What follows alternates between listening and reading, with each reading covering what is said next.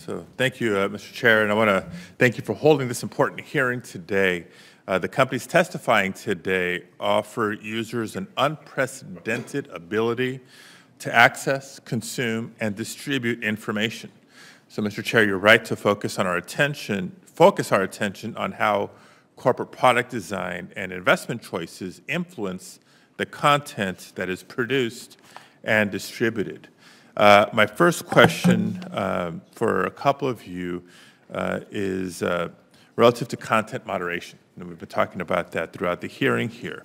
Last year, Frances Haugen disclosed that at Facebook, 87% of all spending combating misinformation on Facebook was spent on English language content, despite the fact that only 9% of Facebook's users are English speakers.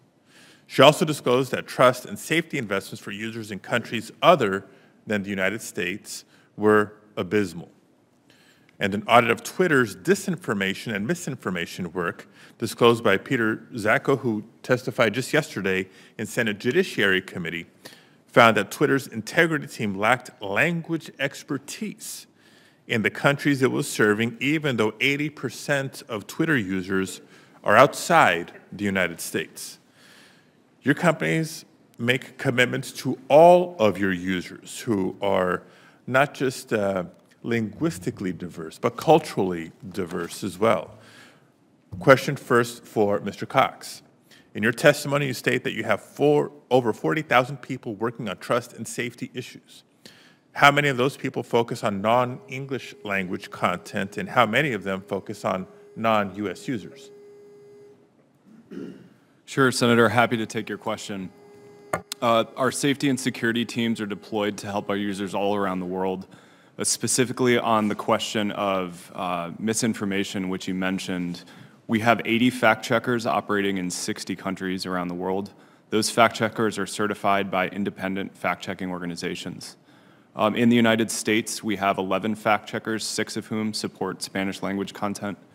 We also have partnerships with Univision and Telemundo to connect people with Spanish language authentic information around elections. We also offer an election voting center in Spanish language to Americans to help folks get authoritative information about where to vote that's tailored to their specific zip code. Yeah, I appreciate the information you're sharing. Some that's been in your testimony, I welcome more. More is better. Do you have any idea of the breakdown of the 40,000 people I referenced? First of all, is that number roughly accurate? If it's significantly higher, let me know. If it's significantly lower, let us know. What I'm looking at is the ratio of English versus non-English. Do you have that data? Senator, I'd be happy to follow up on the specifics of how those 40,000 folks are broken down. Thank you. I would greatly appreciate that. Mr. Sullivan, how many members of your trust and safety team have non-English language expertise and focus on issues outside the U.S.? Yeah, thank you for the question, Senator. As a global company, this is important to us.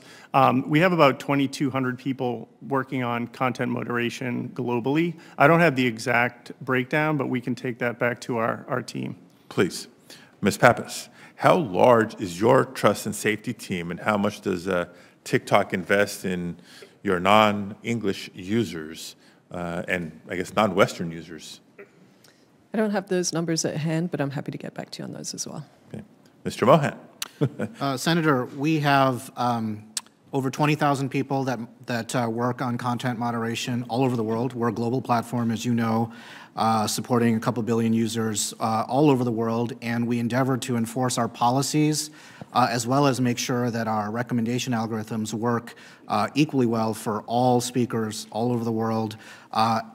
We support dozens of languages on our platform in all the countries that we operate. And to give you a couple of more concrete examples, here in the U.S., our support across all those 4 R's that I described in my initial testimony are not just about English, but other languages as well. So, for example, in Spanish, our policies are enforced. We serve up information panels, not just in English, but in Spanish. Those relate to topics like elections, how to vote, where to vote, etc. COVID-related information, because families are looking for that content, not just in English in this country, but we recognize in a number of different languages, including Spanish. Thank you. I'd appreciate more detail and data from all of you. Speaking of data, as some of you may or may not know, my background is in engineering, so I am a big believer in data-informed and data-driven policymaking. In reviewing your testimony, and appreciate the data, some of the data that you did provide, especially around dangerous content found on your platforms, have, whether it's incomplete or desire for additional data, let me just jump into a couple more questions. Mr. Cox, in your testimony, you say that Meta found and removed 95% of hate speech content before it was ever reported.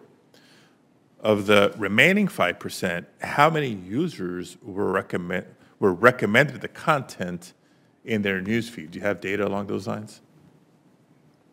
Senator, I can offer data on prevalence, which would be the amount of content that appears across the averages of the content on our platform. So for hate speech, the prevalence in our last report is 0.02%, or 2 out of every 10,000 pieces of content. Right. But you see where I'm going, right? 95% is a good number. The 5% that you didn't catch before it was reported, you know, if it was recommended, you know, 1, 2, 3, 5 times, that's one thing. If it's recommended tens of thousands of times or more, that's a different dynamic. That's what we're trying to get at. And if you don't have the data at your fingertips, follow up would be welcome. Senator, we'd be happy to follow up on that. Great. Ms. Pappas, in your testimony, you say that 88.4% of removals under TikTok's violent extremism policy occurred within 24 hours of being posted. Again, a good number, but it's not 100. For the other 11.6%, do we have a gauge of how long it took to find and resolve those items? No, I'd have to get back to you on that. But similarly, we look at, you know, the prevalence of content that would be violative, and for violent extremism, it was 0.01%. Okay, thank you. Mr. Chair, my time is up. Similar to Senator Sinema, I'll have some additional questions I'll submit for the record. Very good, thank you, Senator Padilla. Senator Hawley.